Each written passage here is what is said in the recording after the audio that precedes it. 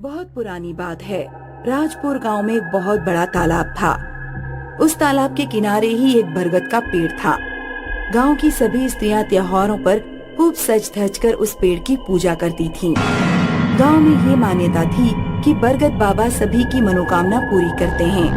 पूजा में पूरी, गुलगुले, हलवा और खीर चढ़ाया करती थीं। उसी पेड़ से कुछ ही दूरी पर एक बांस का झुरमुट था, जिसमें एक सिरकटा भूत रहता था। वो सन्नाटा होते ही बांस के झुरमुट से निकलकर आने जाने वाले लोगों को बहुत परेशान करता था। उसके डर की वजह से कोई उधर अकेले नहीं जाता था। अगर गलती से भी कोई चला जाता तो वहाँ बेहोशी की अवस्था में ही पाया जाता।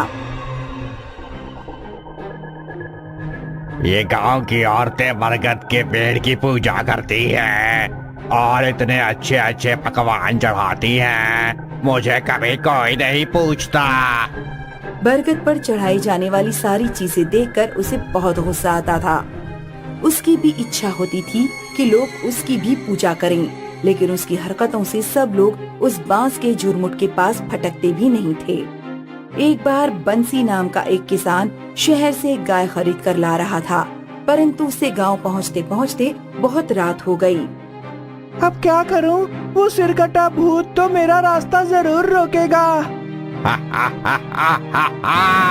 आज तो बड़ी अच्छी दावत उड़ाऊंगा मैं। बंसी जैसे ही आगे बढ़ा, तभी उसने देखा कि गाय आगे बढ़ नहीं रही है। वो उसको कितना भी हाँकने की कोशिश करता, वो अपनी जगह से टस से मस नहीं हुई, बल्कि थोड़ी थोड़ी देर में वो उछलने लगती। हे भगवान, बड़ी मुश्किल से गाय खरीद कर लाया था। अगर इसे छोड़कर जाता हूँ तो वो सिरकटा भूत इसे भी नहीं छोड़ेगा। तब तक उसने देखा कि गाय घूमकर उस तालाब की तरफ जाने लगी। अरे बाप रे, लगता है वो दुष्ट मेरी गाय को हाँक कर ले जा रहा है। बंसी दौड़ता हुआ अपनी गाय के पीछे पीछे भागने लगा, लेकिन तभी उसे ठोकर लगी और वो मुंह के बल गिर पड़ा। तभी उसे लगा कि किसी की मजबूत बाहों ने उसे सहारा देकर उठा लिया। सिरकटे भूत, ये कैसी मुश्किल है। एक बार गिरा देते हो और फिर से उठा लेते हो। बंशी, उठकर अपनी गाय की रस्सी पकड़ो और घर जाओ। उस सिरकटे भूत से तुम्हारी गाय छुड़ाकर मैंने उसे भगा दिया है। आप कौन है? आप जो भी हैं, मेरी तरफ से आपको बहुत बहुत धन्यवाद। अक्सर ऐसा ही होता। सिरकटा भूत जब भी किसी को परेशान करता, तब एक बूढ़े बाबा आकर उसे बचा लेते। मीना, आज बहुत अच्छी खीर बना लो, चलकर बरगद बाबा को चढ़ा देंगे। मैं भी यही सोच रही थी। हो सकता है बूढ़ा आदमी कहीं बरगद बाबा ही न हो। ऐसे तो उन्हें आज तक किसी ने गांव में नहीं देखा। खीर बनाकर वो दोनों बरगद के नीचे बैठ गए और एक दोने में खीर रखकर चढ़ा दी।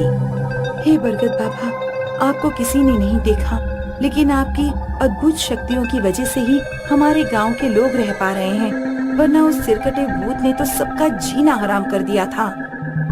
तभी अचानक बांस के झुरमुट में थोड़ी हलचल सी हुई और ऐसा लगा कि बांस के झुरमुट में से कोई गुर्रा रहा है। चलो मीना, घर चले।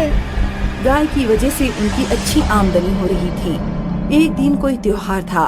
गांव की सारी औरतें खूब पकवान बनाकर बरगद बाबा को चढ़ाने ले गई थीं। बंसी की बेटी मुनिया, जिसकी शादी होने वाली थी, वो भी बरगद के नीचे अपने होने वाले पति की लंबी उम्र की कामना कर रही थी। वाह, देखो सारी औरतें कैसे सज धज के पकवान चढ़ा रही हैं। और वो बंशी की छोकरी तो बड़ी छम छम पायल खनका रही है। आज इसको अपना शिकार बनाता हूँ। सभी औरतें वहाँ से वापस आ गईं, लेकिन मुनिया की पायल कहीं गिर गई। उसी को ढूंढने के लिए वो वहाँ रुक गई। अब आएगा मजा। वो उसके पास गया। तुम्हारी पायल खो गई है क्या? हाँ, तुमको कैसे पता? मैं जानता हूँ वो कहाँ है। बता दो, मैं खुद ही ले लूंगी। वो पायल मेरी ससुराल से आई है। वो उधर जो बांस का झुरमुट है ना, उसी में पड़ी है। मुनिया को तो वो पायल किसी कीमत पर चाहिए थी, तो बिना कुछ सोचे समझे बांस के झुरमुट के पास दौड़ गई। ये दुष्ट सिरकटा भूत आज इसको खत्म कर देगा। मुझे इसको बचाना ही होगा। ए लड़की, उधर कहाँ जा रही है? जा, अपने घर जा तेरी पायल बरगद के नीचे ही पड़ी है।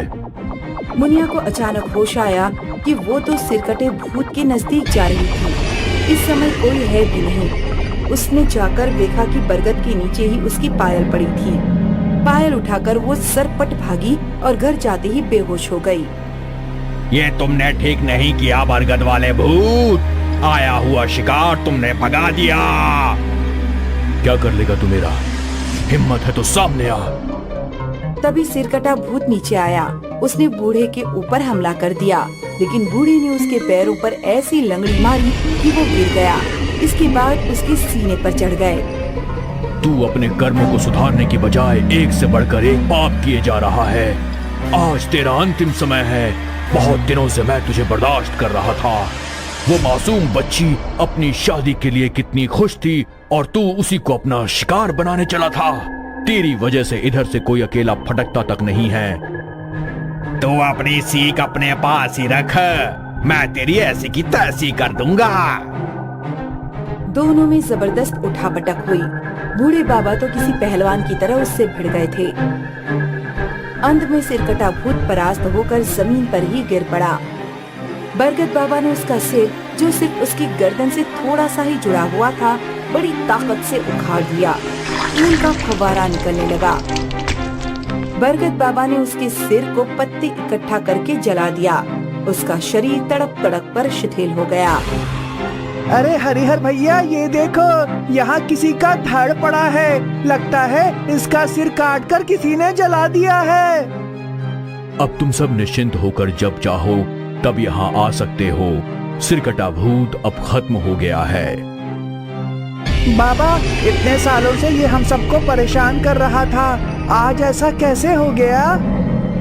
इसके पाप का घड़ा भर गया था, इसलिए इसका जाना ही ठीक था। तुम सारे गांव वाले मिलकर इसका शरीर बांस के झुरमुट में डालकर जला दो।